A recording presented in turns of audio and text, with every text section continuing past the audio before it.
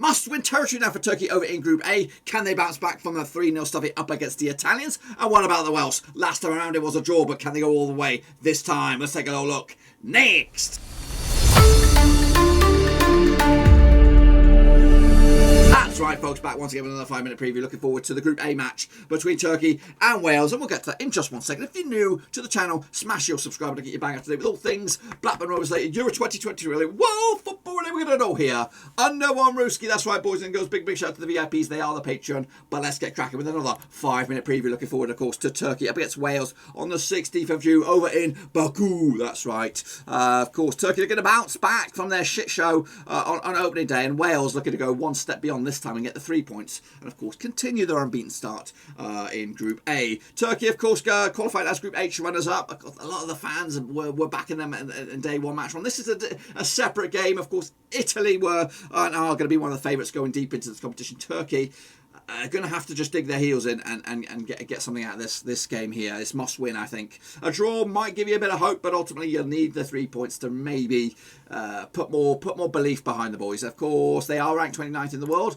been at the Euros 4 times in the past. Their resume looks like this, taking on Wales right here, right now. They're going to wrap it up. I'm up against the Swiss. 3 points gets you a little bit closer, a monster step. Just a draw will still have you scratching your head heading into the third and final match day. Of course, they did start with a 3-0 loss against Italy.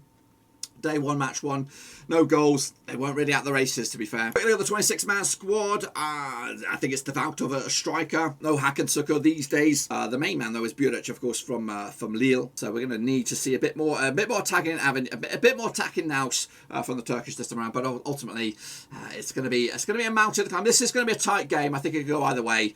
We'll see how it goes, of course, on the kickoff. This is my starting lineup. I think I might have made a change. I'm not too sure. Yeah, goalkeeper Kakia comes in. Of course, Medias, Suchu, Demiral and Silic. Of course, Demiral with the big fat OG. Karaman, okay, and Turfan in midfield. Kalagalagu up top alongside Karaman. And of course, Buric up top. He is the main man. He's got a whole total of goals for Lille.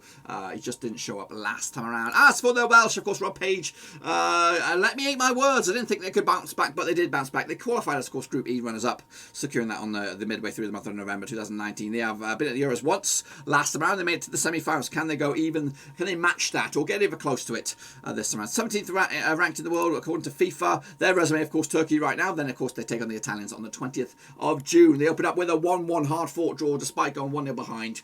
Kiefer Moore opened up his account with a goal and is looking very, very savvy. 26-man squad looks like this. A couple of young guns in here. We didn't get to see any of them, I don't think. Ward was phenomenal last time around. Kiefer Moore, of course, got himself a goal. Bale, instrumental as well. But what about the lineup? I've got Ward back in between Sticks, Davis, Meppen, Rodon and Roberts. Allen, Ramsey, Morel, James, Bale and Moore up top. I think it is the same 11 that did play. There might be some tweaks maybe in midfield. But I think you've got to play your best players, and for the most part, they are all in here. Morale's a question mark for being best. Of course, I think there's better than that when you look at the squad. Brooks, perhaps, but a bit more. He'll be a bit more attacking. I think this game has got more goals than the last one.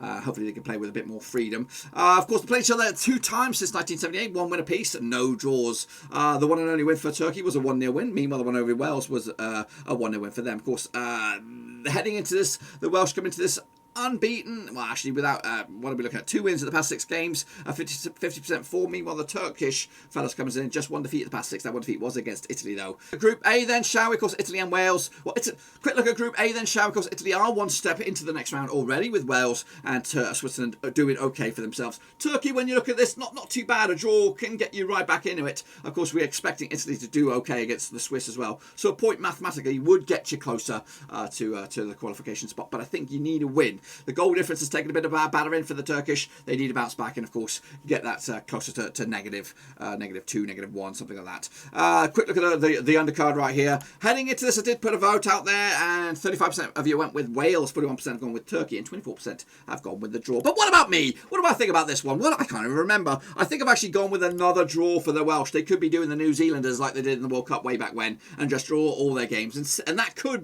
think that's a tricky mentality. reality, if you draw all your games, you could end up with 3 points, and ultimately you're going to crash out. So you're going to need to win one of them, but I just don't think, I just can't see it. Cannot see the goals in this one, and ultimately I think they will all just end with a point. But that's what I think. Of course, make sure you stick your own opinions in the comment section down below, and we'll do it all again, of course, for match number 3 whenever that comes around.